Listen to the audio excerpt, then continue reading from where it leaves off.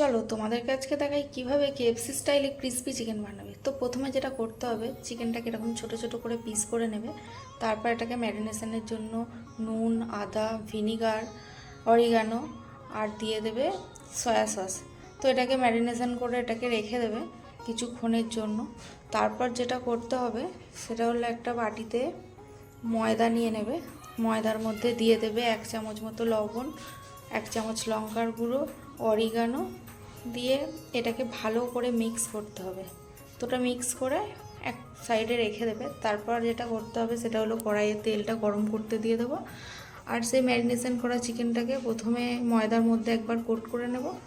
তারপর আমি নিয়ে নেব ঠান্ডা আর গরম একটা পাত্রে জল দিয়ে এই ছান্দিটার মধ্যে দিয়ে আমি এটাকে একবার করে ডুবিয়ে নেব। ডোবানোর পর আমি এটাকে আবার ময়দার মধ্যে কোট করব।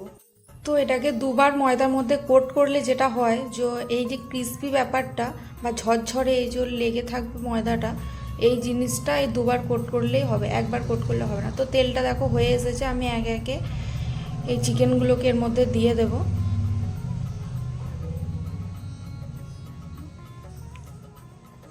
আস্তে আস্তে সব চিকেনগুলো আমি দিয়ে দেব। তারপর আমি উল্টে পাল্টে এটাকে লাল লাল করে ভাজবো। একটু অল্প আঁচে ভাজবে, বেশি আঁচে ভাজবে না, কারণ একদম লো ফ্লেমে ভাজলে এটা ভালোভাবে হয়ে যাবে।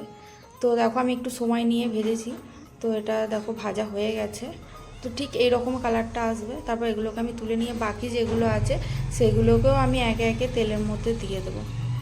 তো এগুলো আস্তে আস্তে ভাজা হোক। তো রেসিপিটা কেমন লাগলো আমাকে অবশ্যই জানিও, ভালো লাগলে লাইক, কমেন্ট, শেয়ার করো।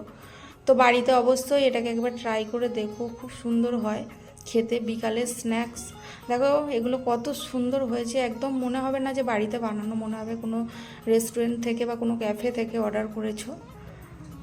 তো আজ এই পর্যন্তই, দেখা হবে কোনো এক নেক্সট ব্লগে। ভালো থেকো, সুস্থ থেকো।